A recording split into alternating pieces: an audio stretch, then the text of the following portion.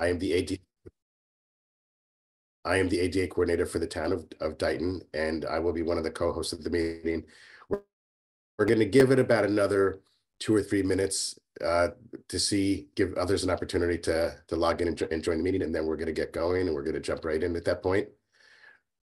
What I'm going to suggest is, while you're waiting, as opposed to going around the room and introducing yourselves, because there'll be quite a number of people in the meeting, if you would at least in the chat just state your name, where you're from. If you have an ADA coordinator position, if you could do that, that would be great, so we can capture that information for everyone. That would be much easier than going around the room.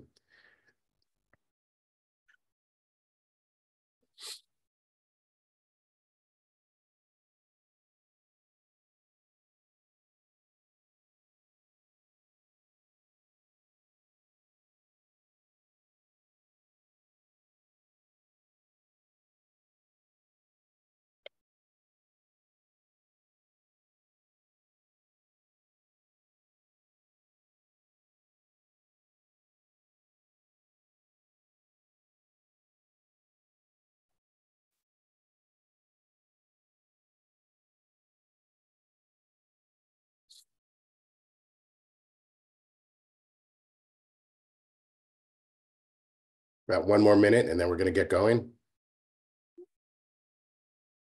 Again, if you're just joining, if you could use the chat to introduce yourself and let us know who you are, where you're from. If you currently have an ADA role or not, that would be great. And if not, that's perfectly fine.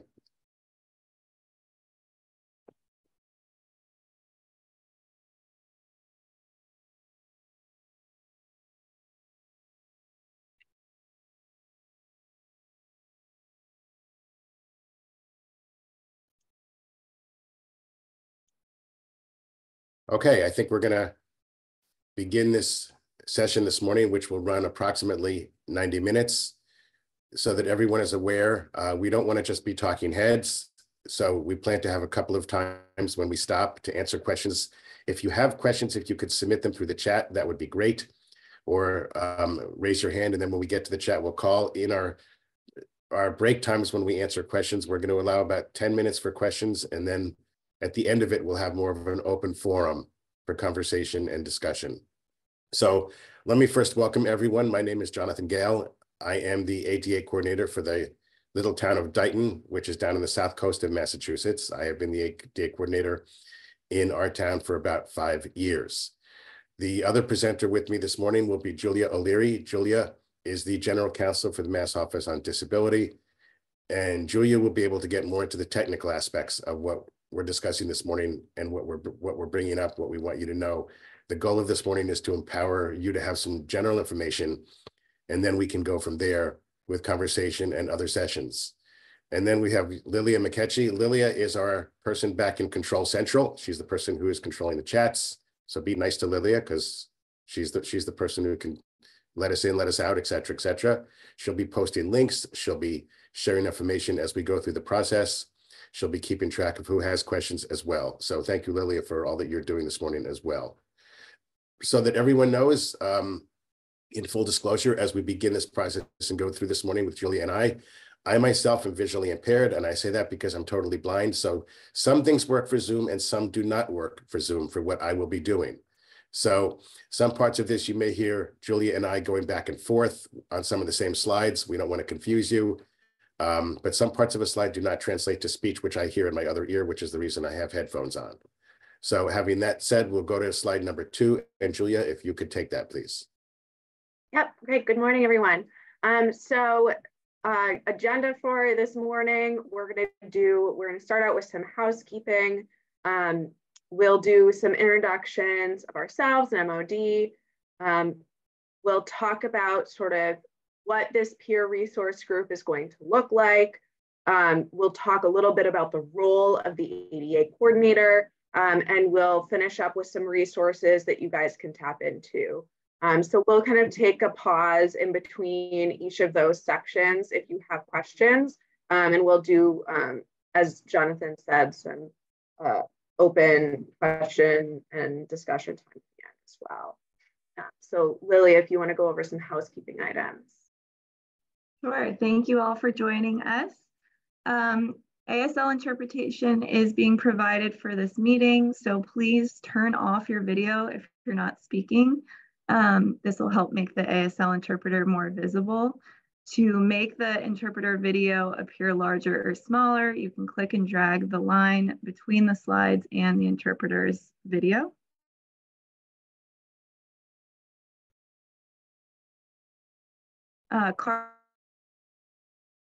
See in your menu. And then we will have question breaks throughout the presentation. As Jonathan mentioned, you can submit your question at any time in the chat or by clicking raise hand in your reactions menu. We'll read questions out loud and call on attendees with raised hands during the breaks. I'll put all of this information in the chat, and I'll also be sharing links and resources there. If you have any questions or having technical difficulties, just message me in the chat and I can help you out. Thanks, Lilia. So we'll start with kind of an overview of who we are at the Massachusetts Office on Disability. If you're not familiar with us, we're a state agency that provides information, guidance, and training on disability-related rights and obligations. So we kind of work with people with disabilities to help understand their rights and opportunities to improve access. We also help cities, towns, places that serve the public, and state government agencies understand their accessibility obligations. So we're really an information and a technical assistance resource for a broad range of constituents, including municipalities. So that is kind of what brings us to you guys today. You know, we provide information and technical assistance to members of the public. So if you have constituents who have questions about disability rights issues, they can call us and we can provide guidance to people with disabilities, to their employers, to housing providers, to places that serve the public, businesses, restaurants. And we'll give them kind of neutral information, technical assistance about housing, disability rights in the workplace, and how to resolve issues with vocational rehabilitation and independent living services agencies. So we can provide a lot of sort of technical assistance to members of the public around disability rights issues specifically. We don't provide social services. You know, we don't have anything to do with sort of public benefits, but we can provide guidance on civil rights issues. For you folks, for municipalities, we can help you guys understand your obligations under the Americans with Disabilities Act and state law, including architectural access requirements, effective communication, program access requirements, and your role as an ADA coordinator. Our office also provides guidance and training for commissions on disability. And you may be familiar with our Municipal ADA Improvement Grant Program, which is a program that we administer that provides capital funding to municipalities for projects to improve accessibility in their town. We also provide support to state agencies. We are the state ADA coordinator. So I won't get into sort of what we provide to state agencies too much because it's not as relevant to you guys, but that is another service that we provide. We have a lot of information on our website that can be helpful to you. Lily is going to share some links in the chat about some of the different services we provide, some of the different subject matter that we advise people on. But if you have a question about disability rights, our website is a really good place to start because we have a lot of guidance up there. So Jonathan, do you want to take our sort of overview of the ADA coordinator resource group? Sure, I think, go ahead. Go ahead. I think the goal of the ADA coordinators resource groups and what we want to do is to be able to begin a process of having the ADA coordinators around the state talk to one another. And we recognize clearly that there's a very big difference between an ADA coordinator who is a full-time employee for a larger city or town versus an ADA coordinator who may be a volunteer or working on a stipend or something for a much smaller city, town, or village in Massachusetts. The needs are different. The budgets are different. Your information that you can provide to residents is different. What you're able to do is vastly different. So the goal of this process is to begin a dialogue with different groups around the state who are coordinators or need information about becoming coordinators so that we can bring you together quarterly and in subgroups as well, so that if you're smaller cities and towns, your needs, as I said, are different. We want to be able to bring you together periodically to talk about what your needs are, because they're so different than the city of Boston or Springfield or Worcester, not to say that they don't have needs too. So we're hoping that if this is the kickoff process, either you or a designee that you have will be able to join us on a regular basis several times during the year for smaller breakout groups so that we can troubleshoot, discuss, banter around ideas that will help you. The goal here is to inform you and to empower you at the local level to do as much as you possibly can for persons with disability. Thanks, Jonathan. We've actually modeled this off of a similar group in Virginia that has been really popular down there. So we're hoping that we can, do a good job up here in Massachusetts. So going forward, we're asking that only municipal ADA coordinators or their designees attend this group so that we can really keep the networking piece of it rich for the ADA coordinators. We're really going to be tailoring the content for municipal ADA coordinators. There's other resources and trainings available for, say, commissions on disability or members of the public, but we really want this to be a peer group for our ADA coordinators in Massachusetts. There isn't really one right now to provide that kind of support.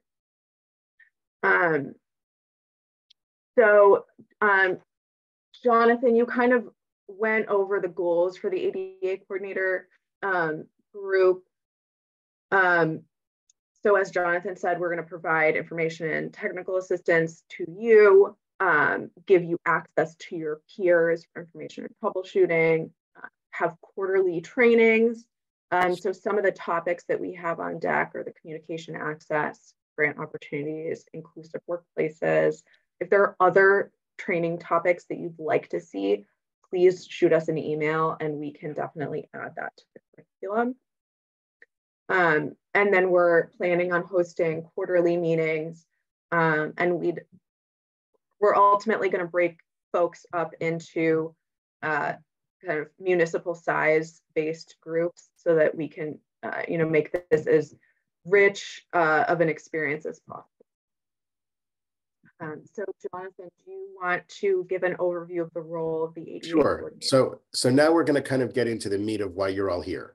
And I think what I'm going to suggest is that after I discuss this next slide more at length, if you have questions at that point, this is probably a good place to take a few questions, because I think that this next slide is going to raise some questions that you may have before we go much further. So what is the overall role of the ADA coordinator in a city, a town, or a village in Massachusetts? And I'm not going to keep saying village, or city, or town. I'm just going to say what's the role. So the role of the coordinator really is a combination of mandating, working with the mandates, and advising. So when you're working with mandates, you're working with the policies and procedures set out by the Commonwealth of Massachusetts and the federal government with the Americans with Disabilities Act. And some of that, there are several titles within the act, and we'll get into the titles perhaps later. I don't want to go into the details now of the titles because we could be there all day. Your responsibility to those titles as an ADA coordinator is to see that the town is enforcing those titles and to advise the town as to best practices. So, for example, if a town resident has an issue with where do I go to get a service or a resource, You may not be able to tell them where to go to get a private resource, but if the resident wants to come to you and ask about a town meeting, how do I access a town meeting? I'm in a wheelchair. I need an interpreter for X, Y, and Z public meeting. Those are things that, as the coordinator, you're responsible for providing information on and making your town aware of that they need to provide those services. A caveat to part of what I'm going to say here, so I'm going to kind of backtrack for a second. One of the things that is supposed to happen is when you have a resident who has a disability, and that disability can be blindness, it could be hearing impairment, it could be wheelchair access, it could be different types of access. As a town, you have a responsibility to allow that person to attend public meetings and to be fully participatory. If you're a smaller city or a town, that's not so easy based on venue, for example, and also based on budget. And the reason I say that is because one of the things I think that is important to think about in your city and town and village budgets is setting aside some money, for example, $1,000 to start, to provide ASL and card services for a person or people who might say that they want to attend a meeting and they have a hearing impairment. If you don't have that money aside and you suddenly have to jump through hoops, you may have to have meetings to appropriate the money, and then it may not be there at that point. So it doesn't hurt to have it in a budget somewhere. When there are so many ways you can put it in a budget. And again, that's another conversation. But it's important to be aware that you should have that available in case you get the request, because you have a responsibility to meet that request. The coordinator has other responsibilities. The coordinator is to make sure that the grievance process is posted properly around the town. The coordinator's responsibility is to make sure that the policies and procedures of the town are fully inclusive for people with disabilities. Everything from hiring to policies and procedures for employees, and that may even extend to union contracts to some extent, to the ways people provide information, seek information, voters' rights, things like that. And then there's the side that everyone sees. I think it's important to keep in mind when we think of ADA coordinators, we think of the things that people see in the public. We think of the walkways, the ramps, the sidewalks, the lavatories in cities and town halls, things like that. The role of a coordinator is much, much more. That's only what the public sees on the surface. You really have an advisory capacity in many ways to almost every department in the town as to policy and procedure. So for example, if your highway department is building sidewalks, as the coordinator, you need to understand the regulations and the rules for building sidewalks to make sure they're accessible and make sure they're wide enough, make sure they have down ramps at the beginning ends for cross streets, what those ramps are supposed to look like, where's signage going to go, where a telephone pole is going to go. You have a role to play in that. And it's important to keep that in mind. Many towns don't include an ADA coordinator in those kinds of roles.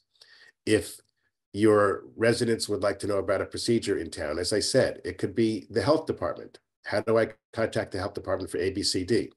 You need to understand the process. You need to advise. It's often said that some people will probably strangle me for saying this, but there's a difference whether an ADA coordinator is, and we'll get into this down the road, but I'm just going to touch on this. There's a difference whether an ADA coordinator is a volunteer or a paid employee, or from what department they're from. So for example, in many towns, in small towns, and we'll go later on this, but I just want to give you an example. An ADA coordinator might be an administrative assistant. It might be a police chief, a fire chief. It might be a support person somewhere. Depending on the size of the town, that's okay in some cases. But it's also important for that person to understand the policies and the procedures. So you're also dealing with public-private partnerships. You're working with businesses in your town that want to come in and build a strip mall, or they want to make a small office building, so that you can help ensure that accessibility is there for people who would have to access that, because when the public access those buildings, the ADA coordinator has a role to play in that. If you have situations with schools, and here's where we get into some of the other aspects of an ADA coordinator. Your job and your role is not necessarily to advise a school and a PTO on a 504 plan or an IEP plan. That's not your role. But your role is to understand how the school has to have accessible resources, from the classrooms to activities to programs to playgrounds, things like that. This is a lot to think about, but your role in many ways is general. Your role is advisory. And it's important to recognize that as you do your work as an ADA coordinator and as you learn the rules, the regulations, policies, and procedures that govern being an ADA coordinator, it's okay to put things in writing for your town and say, we recommend that you do this, or I recommend that you do that. If they don't do it, that's on the town. But as the coordinator, you have a fiduciary responsibility to let the town know what the best practice is. Now, some towns can't do it, as I said, for financial purposes. Other towns simply don't want to do it or don't recognize or think they have a need for it. So I can go on in a minute, but I'm going to leave you with this. It's something that for everyone to think about. When we talk about ADA, I often hear it say, it's not in my town. We don't have people with disabilities. We don't have this. We don't have that. Well, you're all here because you recognize there is a need. And it's said that on the average, 20% of our population have a disability, and only 5% of those individuals have a disability that's recognized. For example, my blindness, somebody who's deaf or hard of hearing, somebody who has a wheelchair. The vast majority of people with disability don't have an outwardly disability that people can recognize and people can see.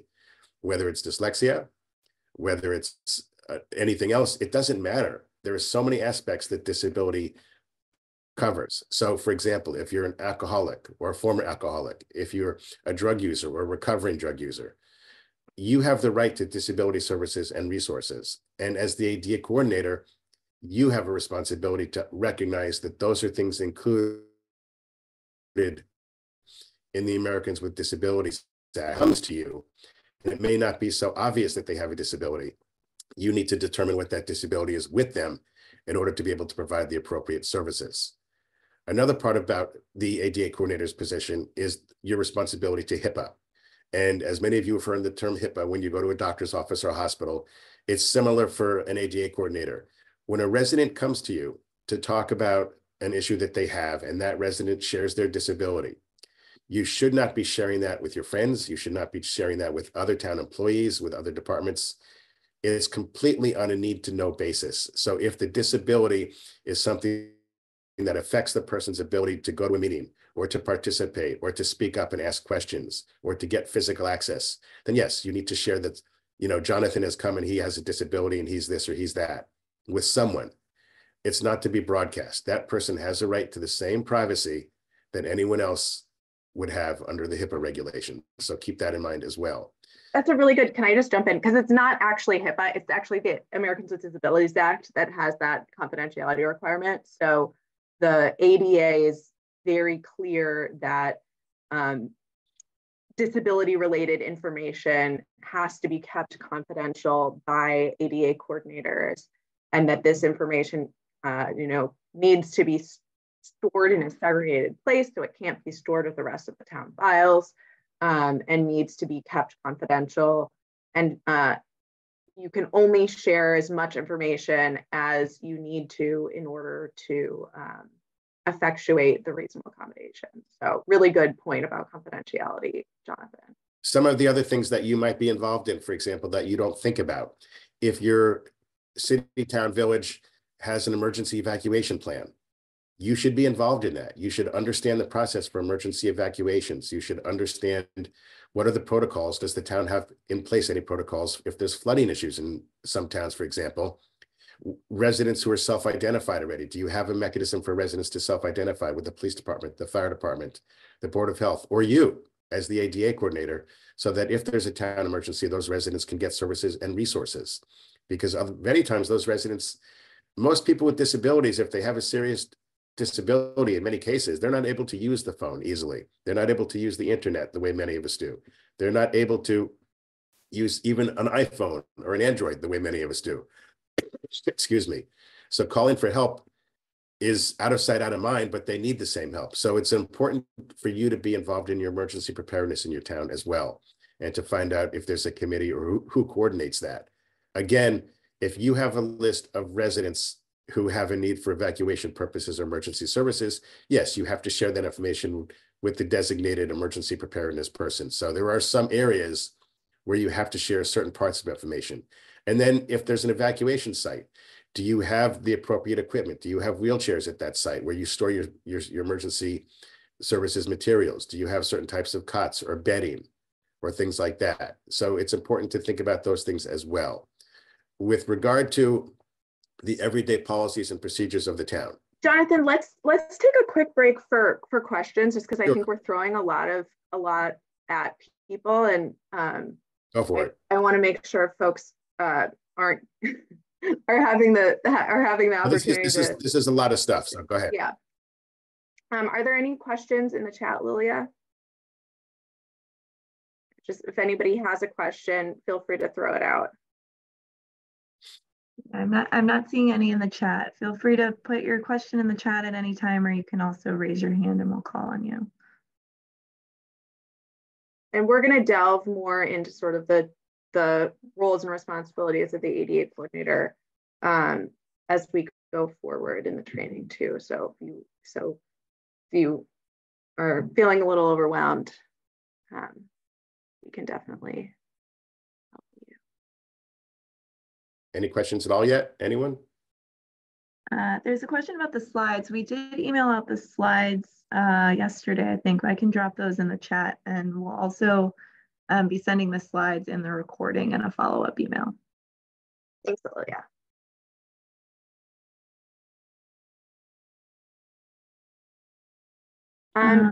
Timothy Hudon has a question but can't raise his hand.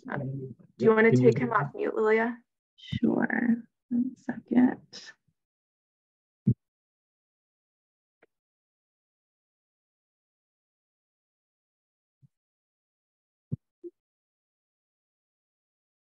Go ahead, Timothy. Hi, can you hear me? Yes, faintly. So my question is, so as a building inspector, we typically get a lot of complaints. Most of them are either ADA compliant bathrooms or parking spaces that don't have the correct signage. Our policy here is that all complaints are written formal complaints that go in the property folder, and that's mostly to cut down on any claims of selective enforcement or discrimination. Is with the confidentiality piece. If somebody fills out, and sometimes there are folks that do not have a disability, but they're just willing to fill out the form. Some of them have a disability, which is why they're more sensitive or more knowledgeable about the requirements. So are you saying that if somebody fills out that form and they do have a disability, that's no longer public record? No. Only... So that's a really good question, Timothy. So a complaint that XYZ isn't compliant can absolutely be a public record, and that can definitely go in the property file. Really good question. Okay, because sometimes we'll have folks that will even write in and they'll say, you know, I'm in a wheelchair and I'm having difficulty at whatever 123 Main Street, but we do make that. This is a public record form. It does go in the file, so they're aware of that when they fill out the form. I don't know if that. Yeah. So what Jonathan is, when we're talking about confidentiality, we're talking about requests for reasonable accommodation. So if they're asking you for, if they're asking you as the ADA coordinator for a reasonable accommodation from the town, that's when we're talking about the confidentiality provisions of the Americans with Disabilities Act. So if they are saying that they need, you know, communication access like CART or ASL for a meeting, that would be an example of a reasonable accommodation. If someone is, you know, looking for some kind of change to a town, maybe the town runs a summer camp and they need something to allow their child with a disability to participate in the summer camp. Those would be reasonable accommodations that would need to be kept confidential and separate from the regular town file. But a complaint is different because it's someone availing themselves of their rights, you know, sort of through a formal complaint process, and that's fine. Okay, excellent. Thank you very much. I think just to take that a step further a little bit too, you can have a resident come to you and want to file or be willing to fill out a formal complaint to get something completed. And then you can, to get something taken care of. And then you can also have a resident who will come to you and say, you know, I noticed I can't access the middle school because of X, Y, and Z, and there's no ramp there. Can you do something about that? Period. They're not going to file a complaint because they don't want to. But as the ADA coordinator, or in your case, as the building commissioner or inspector, you know, you may want to look into that and see, does it meet and can it meet? And then we get into a whole other aspect of what is, what isn't, you know, what can be done, what can't be done. So there is some discretionary area, or an example, separate, let's take it away from a physical situation in town. If a resident, I worked with a town recently where a resident had a situation, he went to fill out something at a voting table and he wasn't registered and he snapped. And when I say snapped, I mean he snapped mentally. He really got upset. And as a result of that, the police stepped in.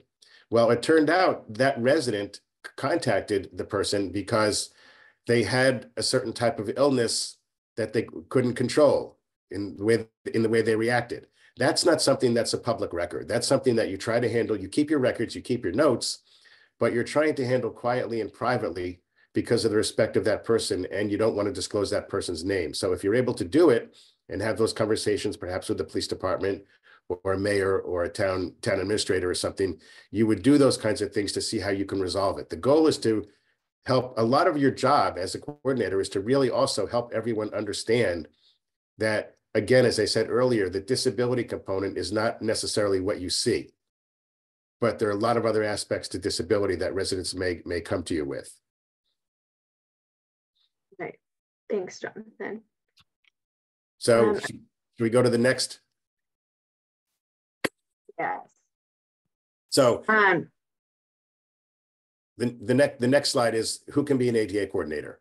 Correct. And this gets into a little bit of a question mark, and I'm going to give you a general overview and then ask Julia to take it from there and take it a little bit further, because in most cases, many people who are an ADA coordinator in many towns are a volunteer, especially in smaller towns. They're a volunteer, or as I said earlier, they work on a stipend.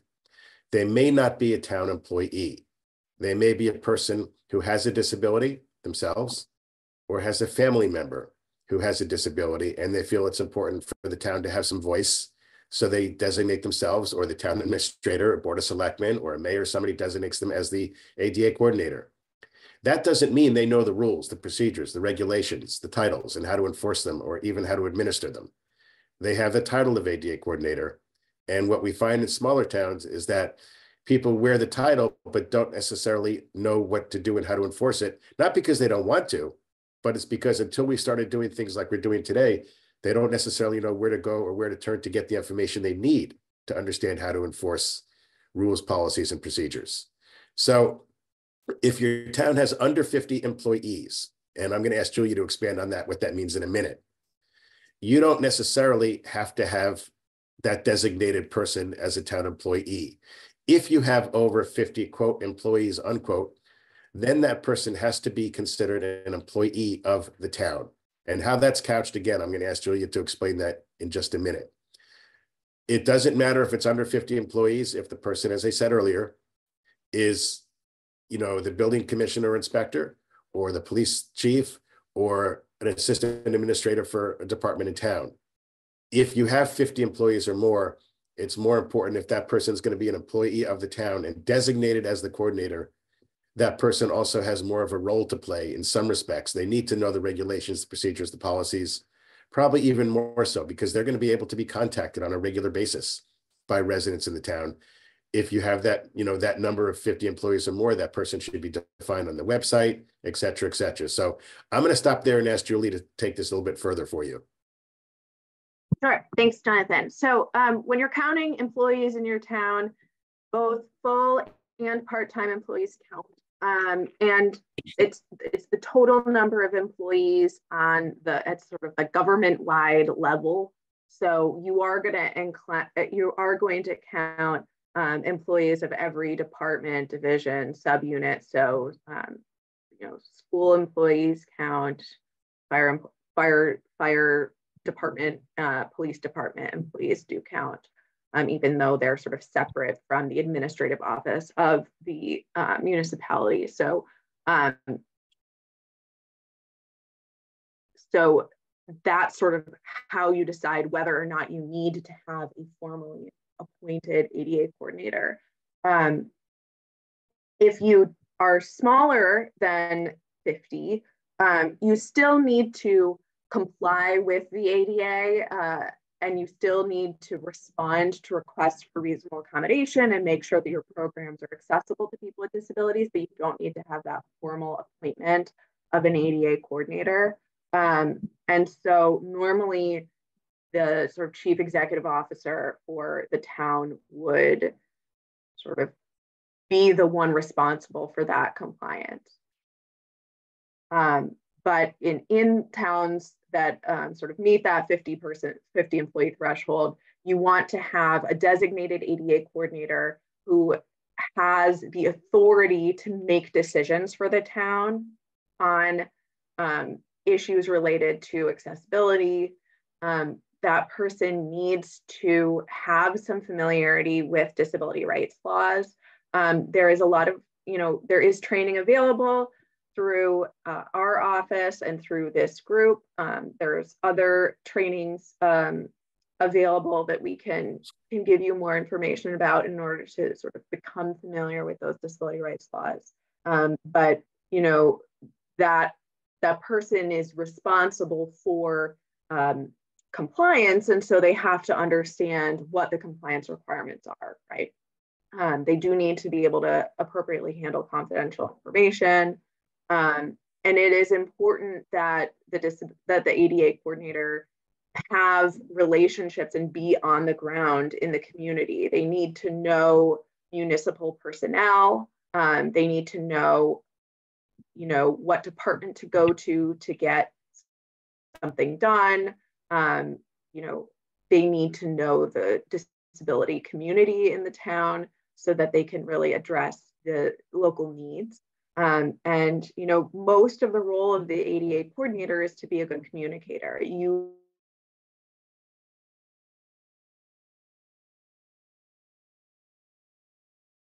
Residents with disabilities, and so you need to be able to have clear and effective communication with both members of the public and town employees to make sure that you're getting the job done, getting the providing compliance for the town. When we talk about who an ADA coordinator should be, it is our position at MOD that if you have a designated ADA coordinator, it should be a town employee.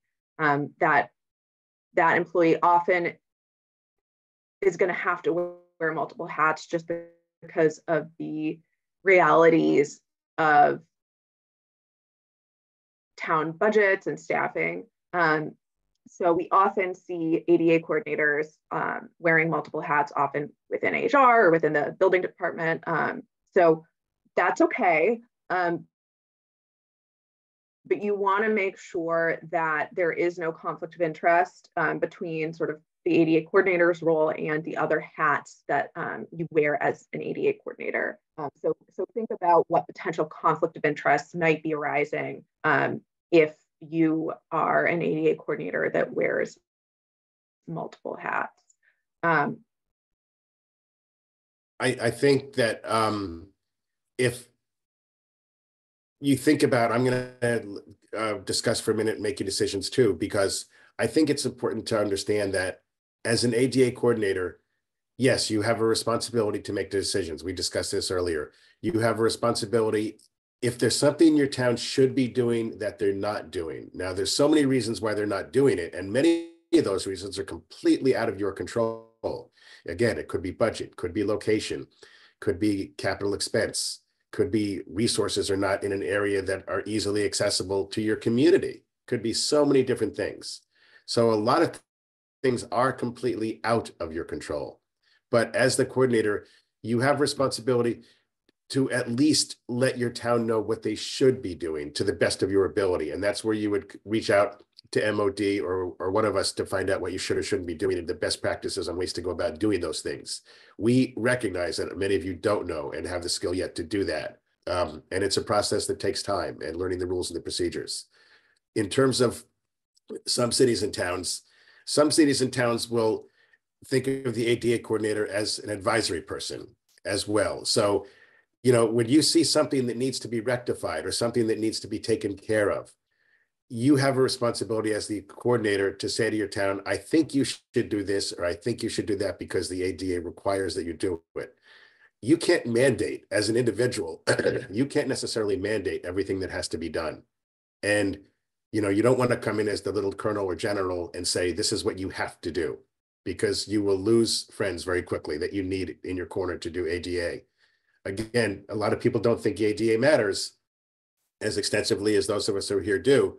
So it's an uphill battle. You have to get people to understand that what you're asking from them is not going to cost them a huge amount of money necessarily, or a huge amount of resources, but it's policy and procedure, and it's a requirement.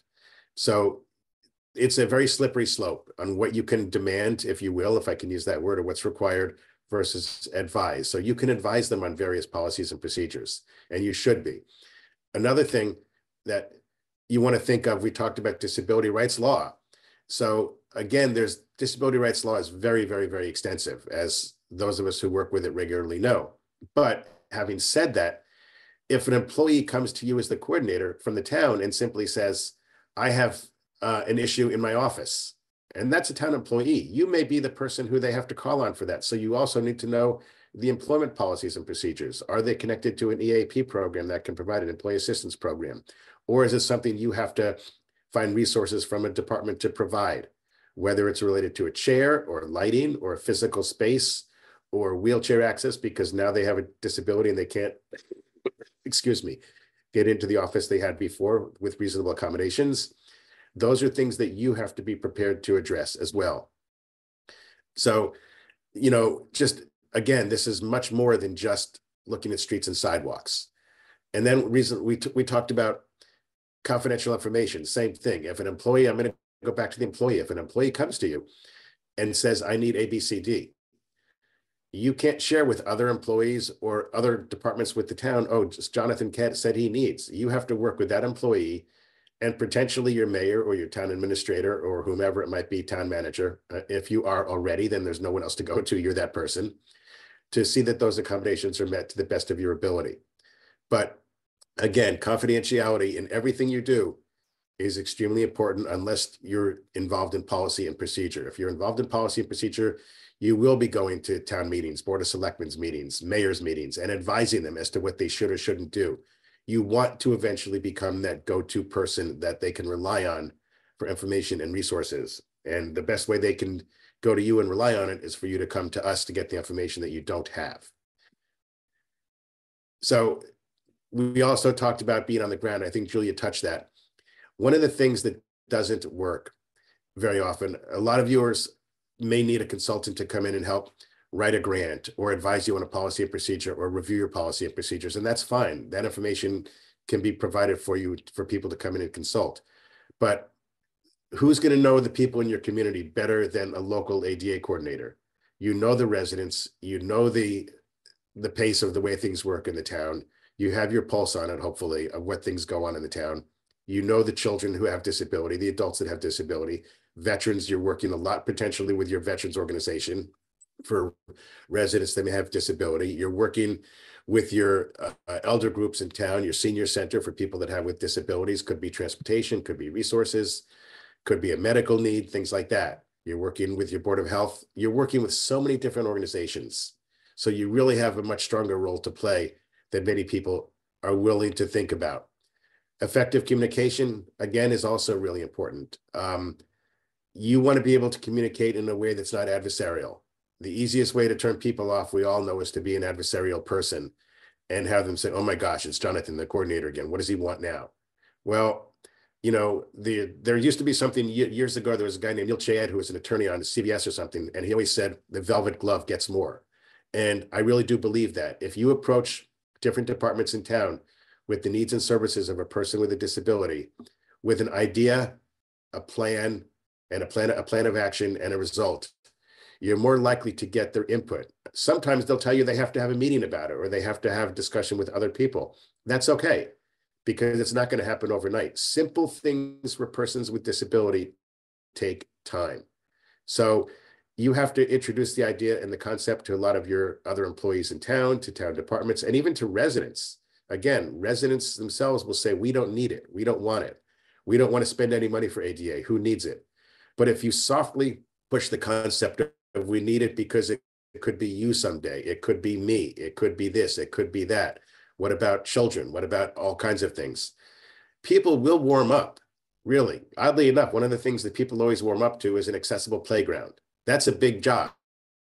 But sometimes talking about accessible playgrounds and accessible resources like that for the public access are ways to start. So I'm going to stop there for a minute. And I think this is another time to see if we have other questions before we go too much further. Hi there. I have a quick question. I'm a building commissioner for the city of Melrose. And my question is more, we're discussing accessibility from the city side. Mm-hmm. I want to talk about a little more about authority and enforcement with public businesses and access to these businesses. Over the years, I've been, doing my job. I've, from time to time, have had complaints about existing businesses not being able to be accessible, either the front entrance or some sort of issue with it. And under the AAB, which I usually follow under my mandate, there's triggers in place, which the triggers are, if they're doing some sort of renovation, over $100,000 worth of work, or over a consecutive period of 3 years, there's triggers in place. I want to know more on the ADA side, and correct me if I'm wrong, there really isn't any pre-existing non-conforming legislation in place. It's either something applies or it doesn't comply. And what's the mechanism in place to allow us to do some sort of enforcement action? Really, really good question.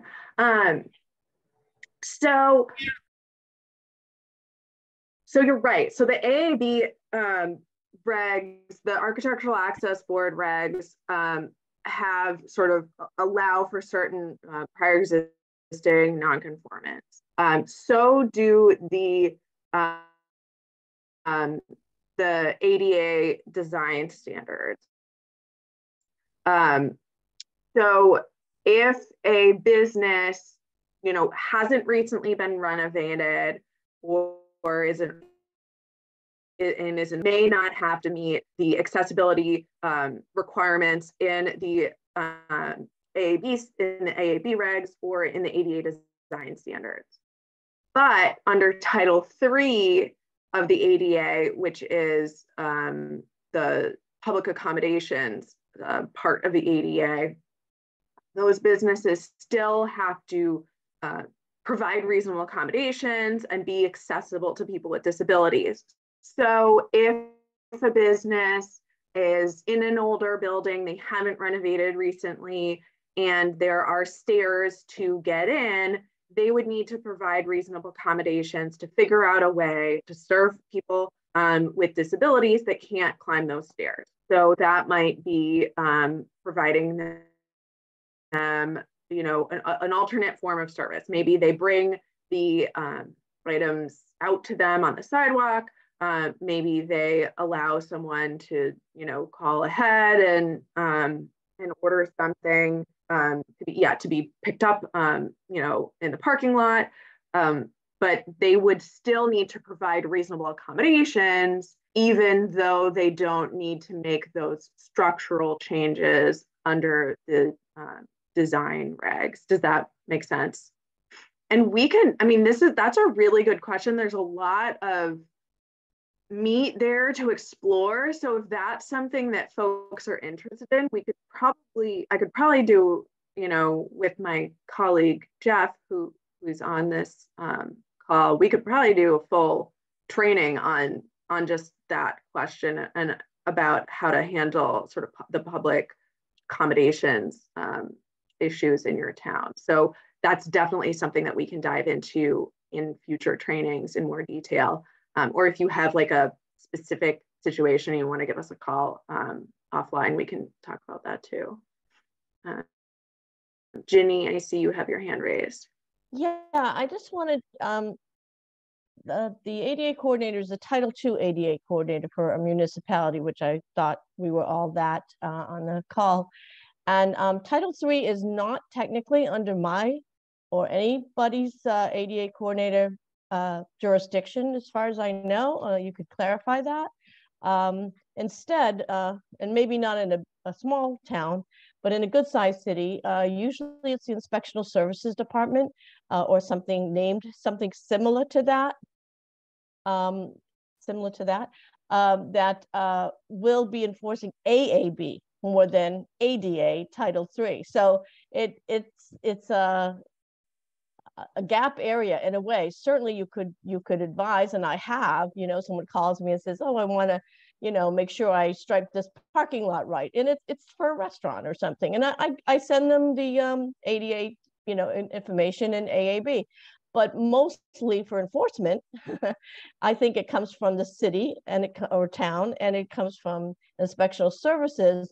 And they don't always know Title III, but they are enforcing AAB, as you mentioned. So I would love that to be cleared here, because I don't think we should think that we can take on, my city is, I don't know, 80, quite a few square miles, that I'm not going to be, advising the millions or hundreds of thousands or whatever people and their buildings that are not owned by the city. A really, really good point, Ginny. So you're correct.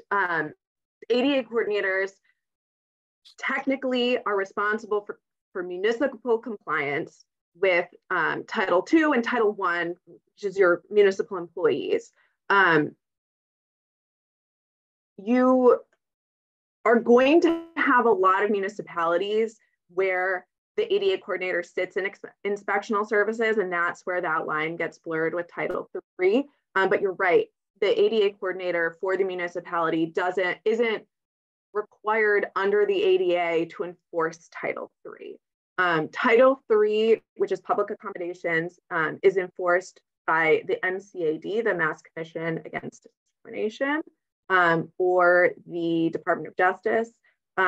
So if folks are coming to you with complaints about businesses not providing reasonable accommodations, you can send them over to the MCAD or the Department of Justice. Or if they just have questions about accessibility for businesses, you can send them over to Mass Office on Disability and we can talk to them.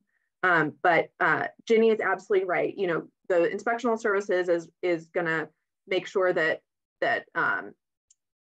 buildings are compliant with the AAB, but they don't have to, you're not the enforcement mechanism for accessibility of other entities. You're responsible for the town complying with its legal obligations under the Americans with Disabilities Act. So that's a really good distinction. Thank you, Ginny, for clarifying that, because I think sometimes it gets blurred, and I think especially it gets blurred when you're wearing both hats of inspectional services and ADA coordinator. Are there any other questions at this point? I don't think so. I know we've got quite a few more slides to get through, so maybe we should. I wanted to thank you for that clarity, because as a building commissioner, doing both ADA and enforcement agency for Title III. And I was always under the training that we have taken. It always falls under the Justice Department. Now it kind of leaves a lot of people that do complain about these buildings. I don't know enough about the process through the Justice Department. I know that there's one down in it's business offices are in Boston. Mm-hmm. And I try to guide them and tell them to contact there. But other than that, if it doesn't fall under our ADA or AAB, there's really no mechanism in place for private businesses to. Correct. That's correct. I'm glad you clarified. Yeah, and you can send them to the Mass Commission Against Discrimination too. They also take public accommodation complaints.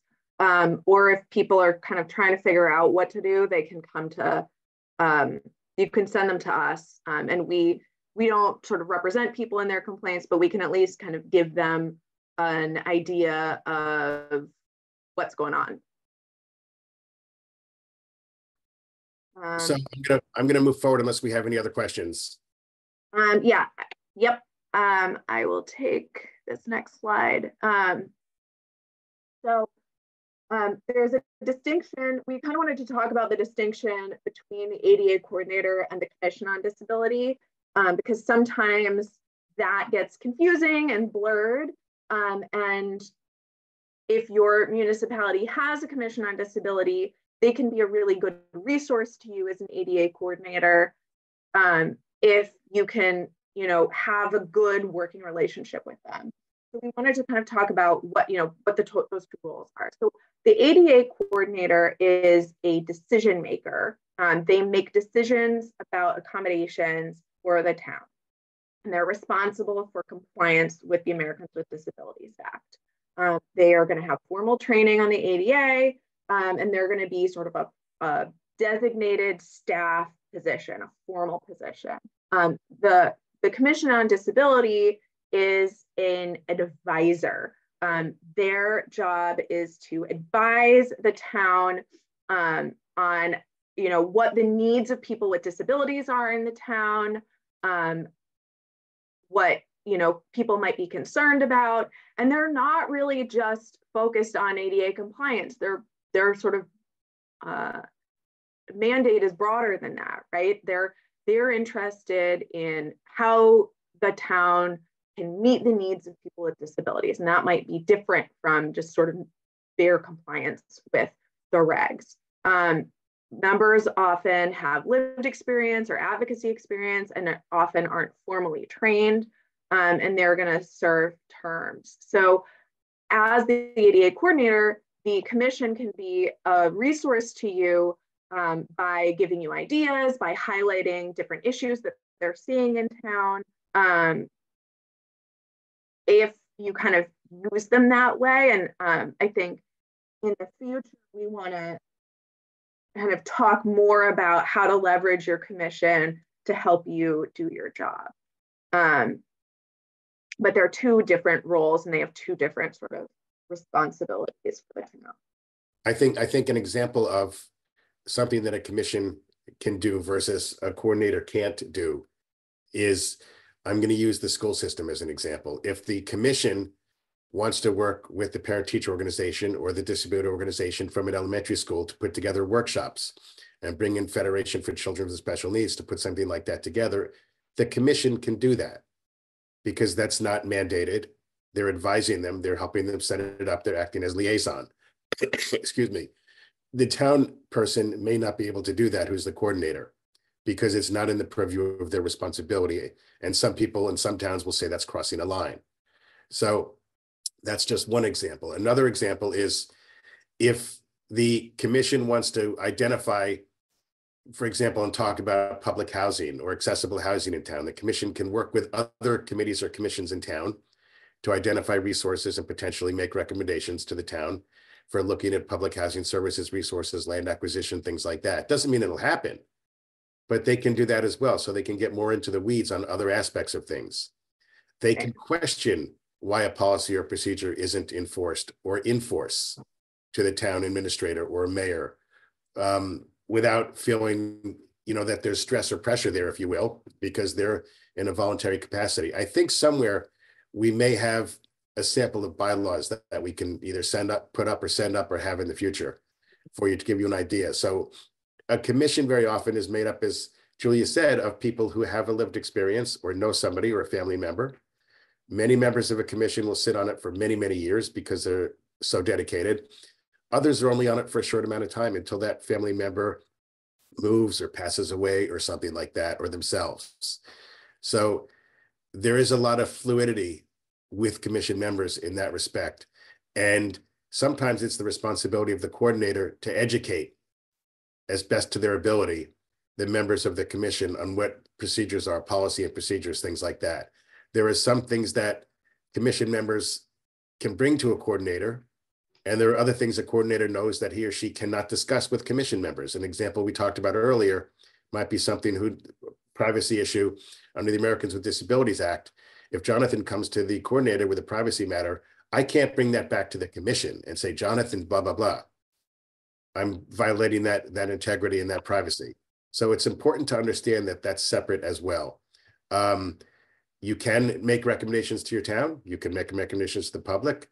You can have your meetings open. You can have your meetings on Zoom.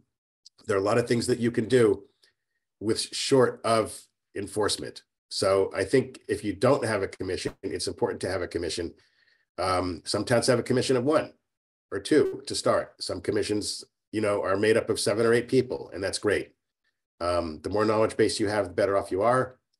But again, you're more in an advisory capacity, as Julia said, to your community. It's also great when your town has events going on. If they have like little days where they have tables set up in different parks, things like that. It's a place for the commission to be out there and be noticed and set up a table and have handouts or something like that. It's a way to get people to also talk about disabilities in your community. Thanks, Jonathan. So Jonathan covered a lot of this, but we're just going to kind of hammer it home. I break the ADA coordinator responsibilities into 3 categories. There's sort of the formal notice and policy category, and we're going to go into this in more detail in the next couple slides. So the posting of non-discrimination notices, development of accessibility policies and grievance procedures is one category. The second category is reasonable accommodations, having a process for receiving, tracking, responding to requests for reasonable accommodations, engaging in the interactive process, and educating municipal staff and boards about accommodations. And then finally, the bigger picture, program access, and you're going to see that a lot at public meetings, making sure that municipal programs are accessible to people with disabilities, participate in program and facility planning and development to ensure that they're free from barriers for people with disabilities, and working with municipal staff and boards to remove existing barriers. So we're going to kind of delve into these on the next couple slides. Non-discrimination notices are really important. They are required by the ADA, and they are a really easy box that you can check to make sure that you have compliance with the requirements of the ADA.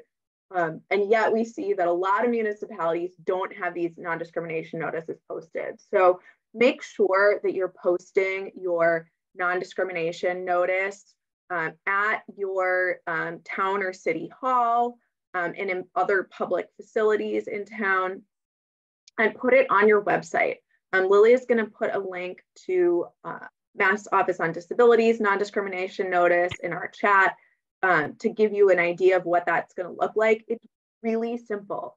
You're going to say, we don't discriminate on the basis of disability, and here's the contact information of the ADA coordinator in order to ask for an accommodation. So it can be really simple. It doesn't have to be complicated.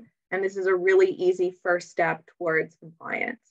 You also need to have a grievance procedure, and Lily is going to post a sample grievance procedure in the chat. You need to have, and you don't need to post this on your website, but you should have it internally. It's an informal grievance process for appealing denials of reasonable accommodations. Usually that grievance process is going to end with a decision by your municipality's chief executive officer. And the recourse after exhausting that is to go either to the Commission on Discrimination or to the Department of Justice. But it's really important to have an internal grievance procedure because you want to give both the municipality and the grievant the opportunity to informally resolve whatever the issue is, because it's going to be faster, it's going to be cheaper, and you know, it's probably going to be more effective than having to go through formal complaint process. You also want to have a formal reasonable accommodation policy and procedure. This is going to really help you when, if the town or a city ever gets sued, just having a process, a formal process that's been documented of how you receive these requests and how you respond to them is really important for ensuring compliance. You want to include a time frame for responding to requests. Obviously, there are going to be extenuating circumstances that will interfere with your ability to comply with that timeline. Maybe there's, you need to buy something and there's a delay. Maybe, there's some other extenuating circumstance, but having a general time frame that you're going to respond to requests is going to help you do a better job with complying with the ADA and making sure that you're appropriately responding to requests for reasonable accommodations. It's also really good to have a tracking mechanism so that you make sure that you're actually responding to the requests that you get, but also this can really help for planning. If you know that in calendar year 2023, you received 42 requests for ASL interpreters at public meetings, you know that you can bring to your executive office staff a certain budget that you need to provide communication access at those events. So having the ability to track the requests that you get is going to help you with planning and being able to have the flexibility to be proactive later on. So it's really important to kind of think about the internal infrastructure that you have. And, if you need help setting that up, definitely that's something that we can talk about going forward in some of our meetings. We can sort of have some show and tell with different towns' formal processes.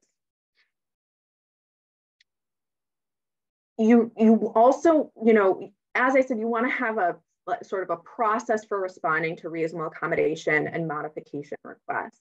And this is really a 4-step process. So when you get a request for reasonable accommodation, you need to have a conversation with the requester. And this is called the interactive process. You want to have that discussion, that interactive process be documented. So I recommend, having live conversation with a person, either in person or over the phone, but always following up in writing, documenting what was discussed and when, so that, if there's ever a dispute later on, you have really clear documentation that the town engaged in the interactive process and made an attempt to come to resolution with the requester. So when you're having that discussion, you're gonna first determine whether what they're requesting is because of their disability. Sometimes people will say, I'm a person with disability and I would like X, Y, Z, and that there isn't a connection between what they're asking for and their disability. So a reasonable accommodation under the Americans with Disabilities Act has to be needed because of someone's disability. So make sure that you're talking about a reasonable accommodation. That's the first step. Then you're gonna look at how the person's disability affects their ability to access the public service program or activity. What is the barrier that they're encountering? And then is the accommodation that they're asking for reasonable? And you can always brainstorm with them other alternatives to what they're originally requesting. So when you're considering the feasibility of the request, which is the next step, you're going to look at the financial or administrative burden that it's going to put on the town. When we look at the financial burden, we're looking at the entire municipal budget for that fiscal year. So you're not going to look at the the budget for the Department of Public Works or for the school. You're going to look at the entire municipal budget. You know, if it's financially burdensome in light of that entire budget, you can deny a request for financial burden. You can also deny a request for being administratively burdened. You know, it's going to take a lot of more manpower than the town can budget. It's going to be really complicated and it's just infeasible. You can also deny a request if it would fundamentally alter the nature of the service the town is providing, or if it would pose a direct threat to the health and safety of either the requester, town staff, or other members of the public. So the third step is if the original modification that's requested isn't reasonable, it's your job to work with the municipal staff and to work with the requester to find alternatives. So that's why we call this an interactive process, because there's give and take between the person with the disability requesting the accommodation and the municipality. So your job is to sort of brainstorm and look for solutions. And that's where I think this resource group and Mass Office on Disability can be really helpful to you, because we've seen a lot of different kinds of requests. So if you if you're running into a dead end, we'd like to have this group be an opportunity to sort of kick ideas around with each other and with us. Finally, we always recommend that you respond to requests for reasonable accommodation in writing, so that you have documented that you responded to the request. And we recommend that there be a certain level of specificity in that response. So explain exactly what you're approving or why you're denying the accommodation if it's being denied. And we're just kind of going to bounce through this because I want to be mindful of time. When we're talking about program access, and this is something that we can kind of delve into more in future meetings and trainings, there's program access is a huge part of the ADA coordinator's role. And I think it's one that sometimes gets sort of put on the back burner because you guys are so busy. So, we want to be able to support you in having the tools to be more proactive about some of this stuff. So when you're thinking about public meetings, and if you're a town thinking about town meeting, how are you going to advertise accessibility features and how to request a reasonable accommodation? Are you working with the town to make sure that the location is accessible? And how are you, helping the town plan ahead for any, accessibility features that might be needed? When you're looking at your municipal programs, it's important that the ADA coordinator be involved in program development. And that might mean helping them identify inclusive locations, making sure that policies around those programs are inclusive, eliminating any discriminatory eligibility standards, and really just sort of holistically thinking about the needs of people with disabilities when you're developing those programs. Working with the building department, the public works department, to make sure that municipal facilities comply with the sort of architectural access standards, and also making sure that municipal staff know how to maintain compliance, because even if your hallway is the right width, if you stack boxes in it, that's going to make the hallway too narrow and create barriers for people with mobility-related disabilities. So sort of training staff is a big part of the ADA coordinator role there. And then this is sort of a new frontier, which is the web, making sure that your town's website is accessible. We recommend following the WCAG standards, which is a sort of international standard for website compliance. We are expecting the Department of Justice to come out with new Title II regulations that require WCAG 2.1 standard compliance for municipalities. There's a pretty short turnaround for compliance. So, start thinking about your town website now so that when those regs are issued, you're not going to be in a bind. We can, help you figure out, how to do that, either through our municipal ADA improvement grant program. We also, at the state level, have a statewide contract, which is called ITS 61.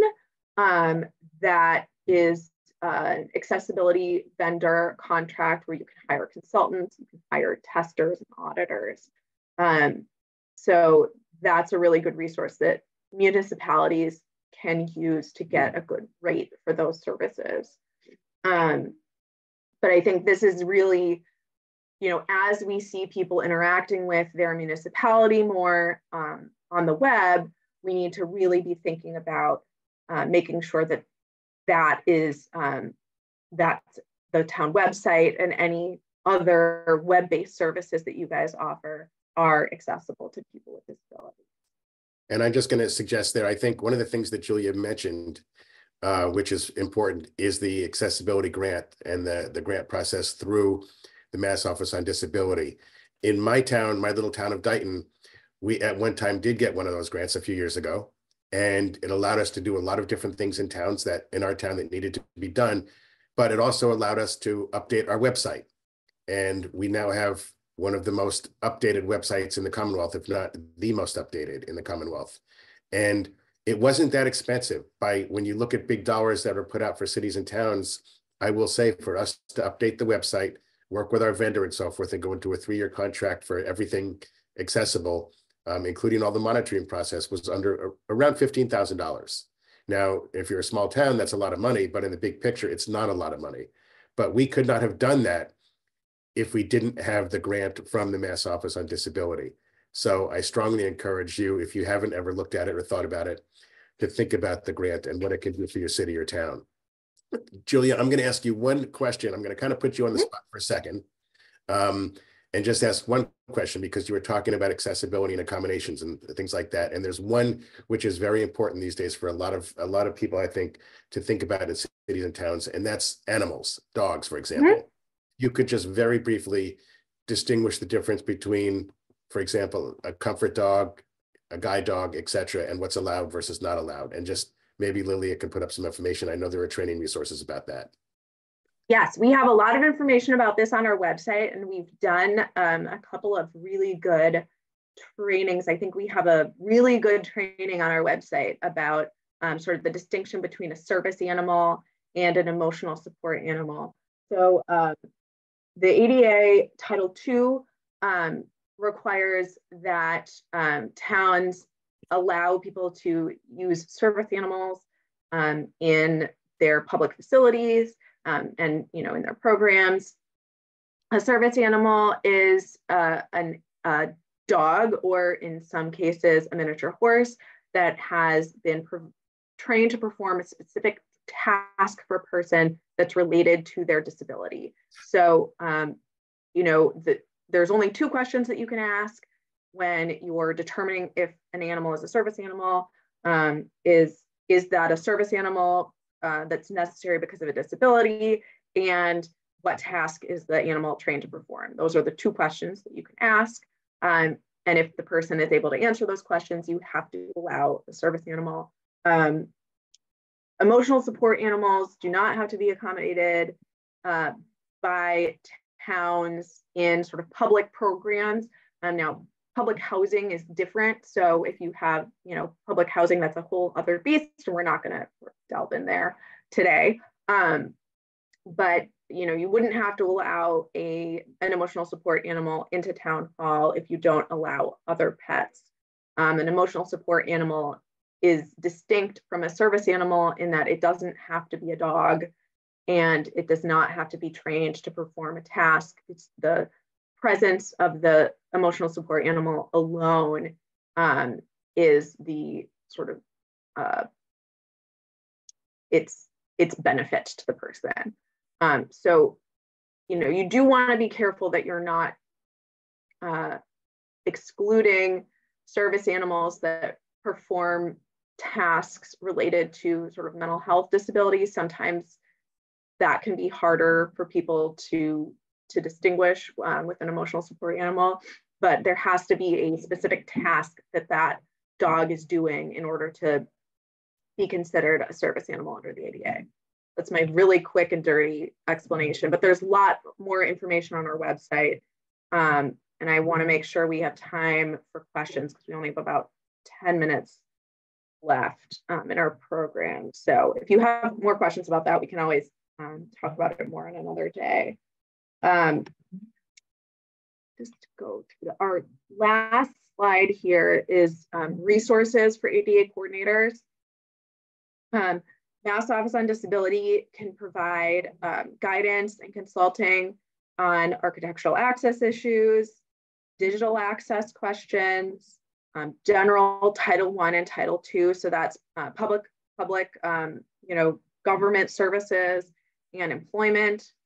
We can talk to you about the Municipal ADA Improvement Grant. And I put our contact information up here. We have our email address is mod-info@mass.gov. Our phone number is 617-727-7440. And our website is mass.gov/mod. The New England ADA Center is also a really great resource. They have a Title II ADA Title II action guide that is really, really helpful and a really great place to start if you're just getting started in your role as an ADA coordinator. They also provide trainings and technical assistance. So we put their contact information up here too. It's adainfo@ihcddesign.org is their email address. This group is also a resource for you. So come to our quarterly trainings, come to our meetings. And Jonathan has also offered to make himself available for questions. We have Jonathan Gale's email up here. His email address is ada@dighton-ma.gov. So that is our deck. So we can open it up for questions. And I'll leave this screen up in case anyone wants to jot down these numbers. I think we did also send the deck around, so you should have the phone numbers and email addresses, websites, if you need them in the deck. I think as a coordinator, as we're looking at questions in a minute, just think about how expansive your role might be or not. And I'm just going to give you one simple example. In our town, we're building a new library, but the library is from an older building that was not a quote unquote town building. It was a church. And in refurbishing that building, which is now purchased by the town, so now it's a public building, our building library committee is looking at how we have to retrofit that building to be a public library, which also means the access points. So as the ADA coordinator, I'm sitting on the building committee.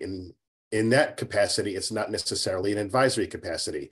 It's to ensure that the town is doing its due diligence to make that building as accessible as they possibly can within the limitations of what the building allows. And that may, in fact, involve asking for barriers to be going to the Architectural Access Board and saying, we have these barriers, can we get a variance? It may not be, we're not there yet. But I'm simply saying this because your role as the coordinator, at times, while it may be, advisory, can also be mandatory to ensure. You don't want somebody to say later, well, we built this building or we retrofitted this building, but our coordinator never told us.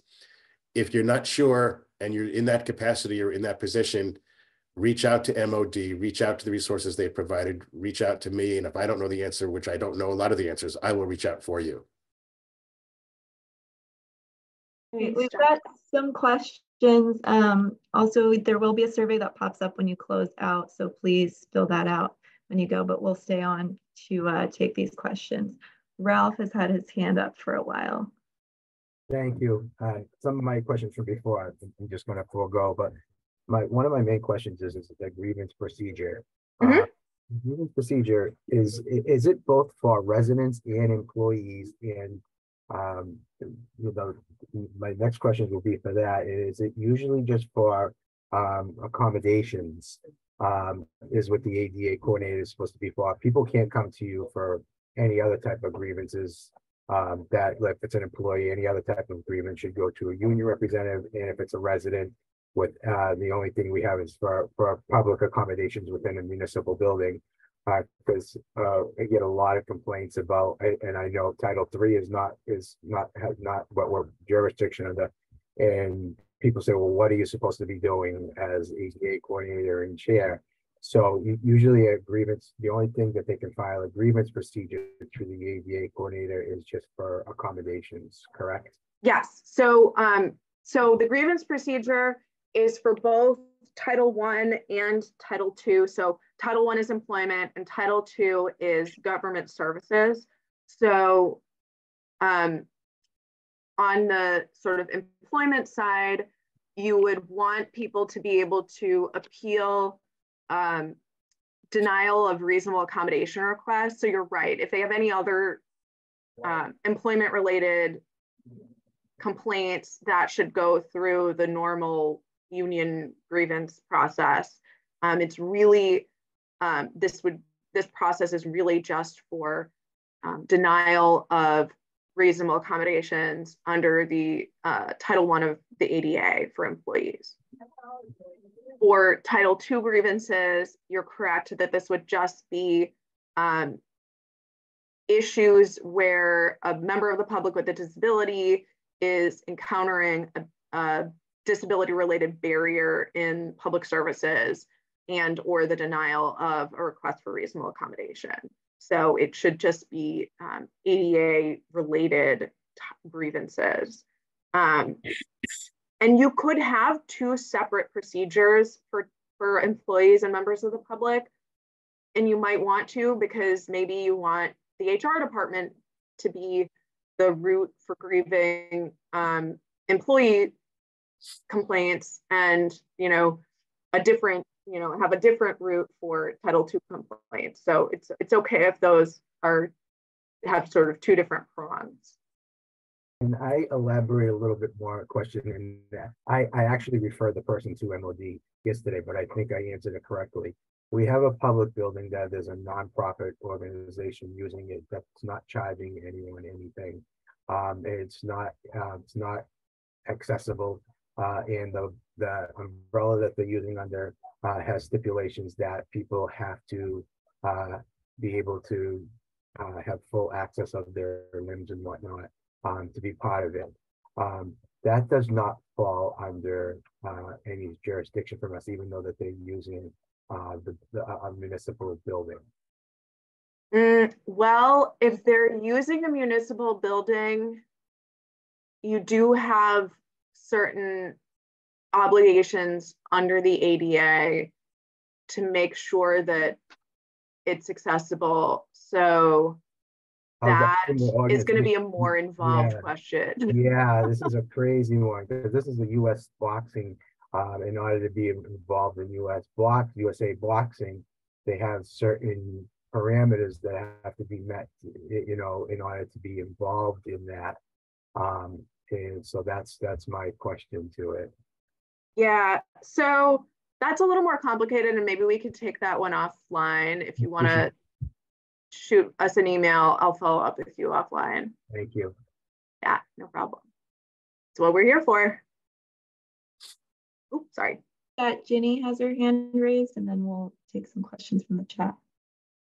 Just a quick thing that, again, to clarify, I don't see how anyone, even with any municipality, small or large, whether they have to designate an ADA coordinator or not, can have someone charged with, like the fifth hat, as ADA coordinators, such as the mayor. I'm not the mayor, but you know, a town manager or whatever, to be either a volunteer or even being paid a stipend. I believe the money, I think, and maybe it's not specifically mentioned, but I just don't want people to think that, oh gosh, maybe we don't have an ADA coordinator, let's get a volunteer, and they grab someone from the COD or whatever. I just feel that that's needs to be clarified. And also that the money that you get from fines, some of you have commissions on disability that get money from fines, that they can pay their ADA coordinator that way. I don't think that should be promulgated at all, that there should be, you know, volunteers or stipends. Thanks. I agree. I'm MOD's official position is that the ADA coordinator should be a full-time position, or, you know, a full-time or a full or part-time, a formal employee of the municipality that is paid as an employee. Oh no. Some towns don't necessarily do that, but we do want, you know, someone who to be an employee, because they have that, they need to have that sort of relationship with the town in order to effectively do their job. Jeff, did you want to jump in there? Well, I didn't mean to make that dramatic noise. I thought I was muted. It wasn't about the comment. It was about I thought I closed out Zoom. So with that said, I apologize to everybody for but we're still here, so that's good, and I'm still here. So with that, let me just quickly turn on my camera, just very quickly. I would be, and I know Jenny, I know the heart's in the right spot where parking fines from the commission can be used to pay for an ADA coordinator. I think it's more important for the town to understand, or the municipality to understand, that it's really their obligation to have one and not rely on a commission's budget or things like that. And I know in the past it has happened and stuff like that, but I think as MOD, we want to kind of shift away from that because those funds are never guaranteed. And it sometimes offers a quick solution, right? But not a long-term solution. So that's just my only comment that I want to make. Thank you. No, that's a good point, Jeff. It should be budgeted for and not, you know, yeah, like not reliant on fines, which can definitely fluctuate over time. Cool, thanks. And hi, everybody. Sorry. Thanks, Jeff. Okay, next question. Somebody asked earlier if there was a way for regular communication for this group, like a Slack or something like that, a plan for possible real-time communication. We're looking into that. We're looking into that. So stay tuned for me to figure out that technology. Okay. Our next question. Has MOD sent out award letters for this year's planning and project grant? Yeah. Not yet. Stay tuned. And Lilia, just before you go to the next question, can I just also put out there that the New England ADA Center has something called the ADA checklist. So if you're an ADA coordinator new to the role, it might be very helpful for you to pick up that document and answer the yes or no questions about what they're asking you to survey. So if you're looking at a ramp, granted it's purely for the ADA design standards. It has nothing to do with the AAB, but it at least can give you, hey, is this ADA compliant to start with? It's such a great, useful tool if people are able to utilize it. So and I think that's linked in the action guide, right, Chad? It should be. Yes, yeah. it very well should be. Yes. So cool. All right. Thanks. If anyone has this developed, could you share a template or process on requesting accommodation that the ADA coordinator could use as a guide? Yeah, I'll work on that. And if anybody has one that they want to share, email it to us and we can send it out to the group. Thank you. Oh, somebody just put that checklist in the chat. Thank you, Ralph. All right, next question. We had several requests for reasonable accommodations for ATM for individuals at risk of or in fear of COVID contagion. The requests were for remote access to ATM participation, including voting, which was technologically and logistically problematic to provide. We determined that fear of contagion did not meet the threshold for disability-based accommodations. Does that response make sense? So I think it depends.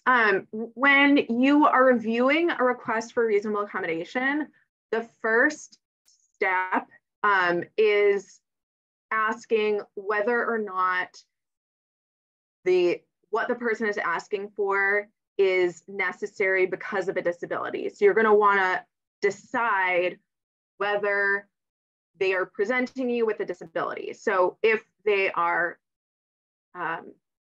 if they're saying they have fear, you want to kind of dig into that a little bit more.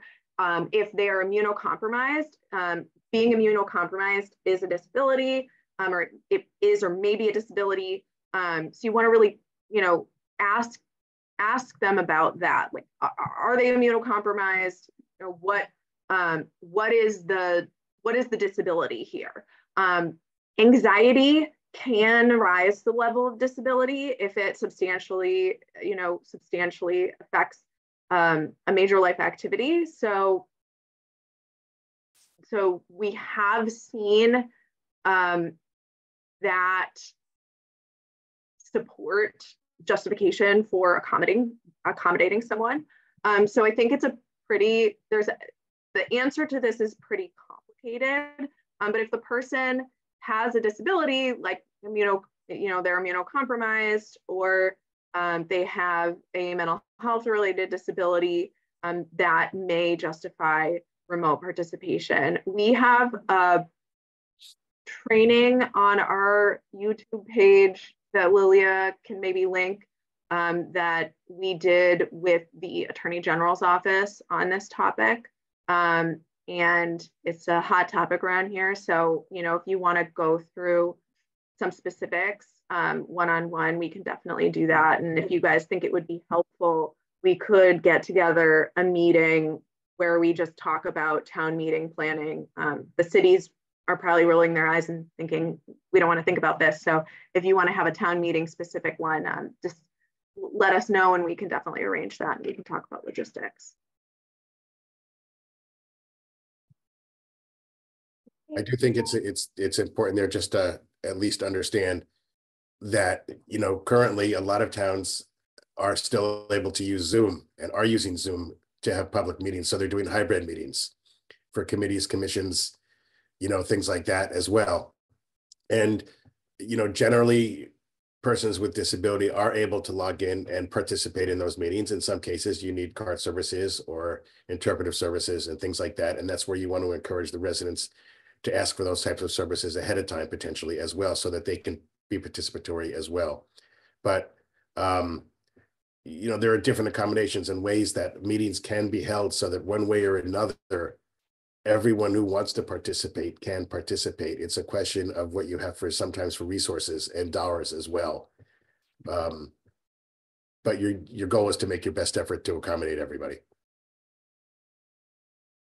And just to be clear, the Attorney General's office's opinion is that remote participation as a reasonable accommodation does not make a town meeting hybrid. It would still be an in-person meeting, even if someone or multiple people participated remotely as a reasonable accommodation under the Americans with Disabilities Act.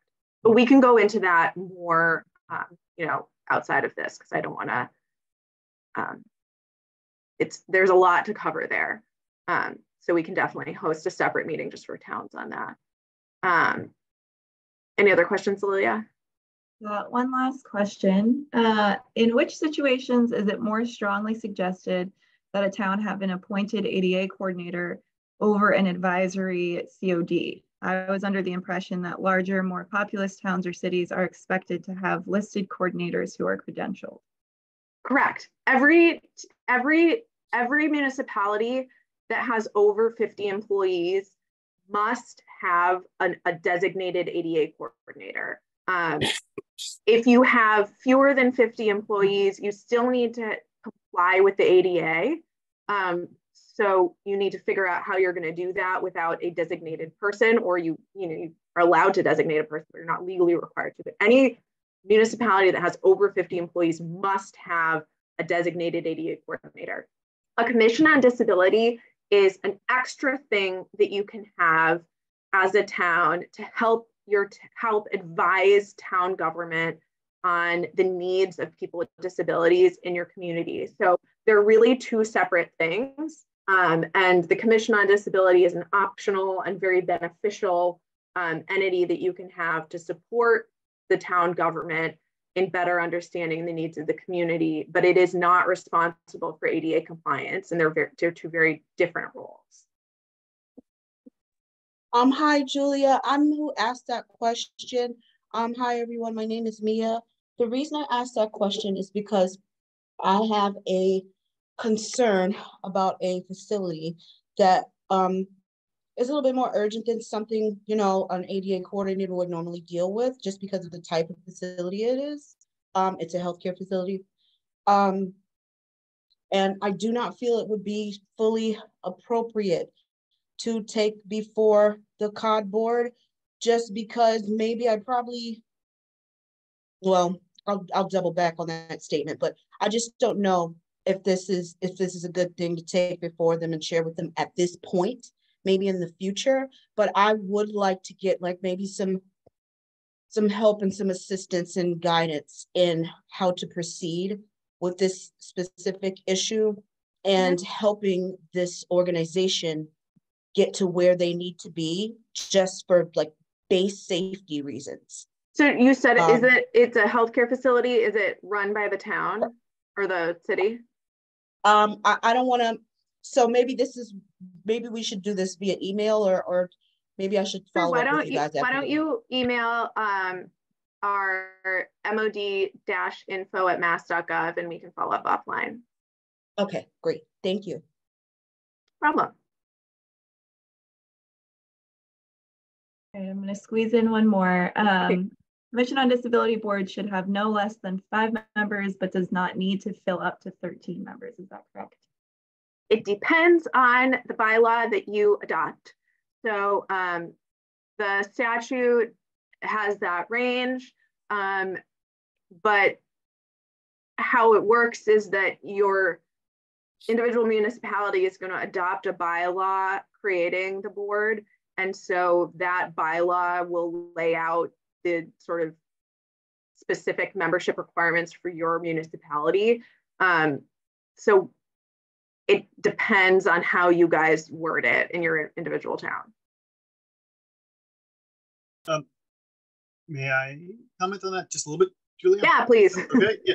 So with commissions, if you're new and you're adopting the bylaws or updating what's maybe been adopted in your community, you kind of want to leave that range in there, though, the 5 to 13, because that allows you to build or grow. You know, a lot of towns don't have people lined up to serve on their commissions. It's hard to find membership. So if you're new and you're a small community, start with 5, and then maybe you can go to the select board in a couple of years and build it up to 7. Something like Newton and other very large communities with a lot of interest, 13 makes sense, or it could be up to 13. But it's hard when you need forms, so just remember that for all of that. But you know, we try to advise on keeping that range so that it can be set and changed more easily than going back to either town meeting to update it, or going back to city council. They have to set a static number. So it's just more of a policy and procedure of the board. So, sorry, I'll pause there. Thank you, Jeff. Lily, do we have any more questions or? Nope, that's it. Okay. I think, first of all, we want to thank everybody for participating, for your questions, for your resources that we provided for you that are there for you to use. Feel free to reach out to any of us if you have any questions.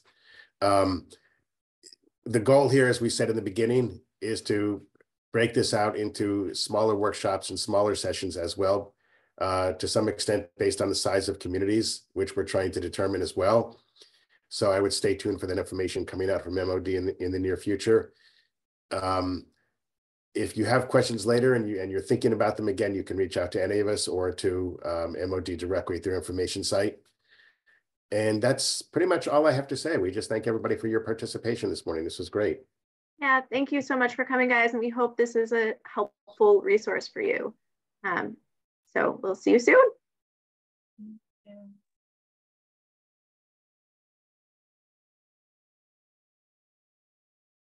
Yeah.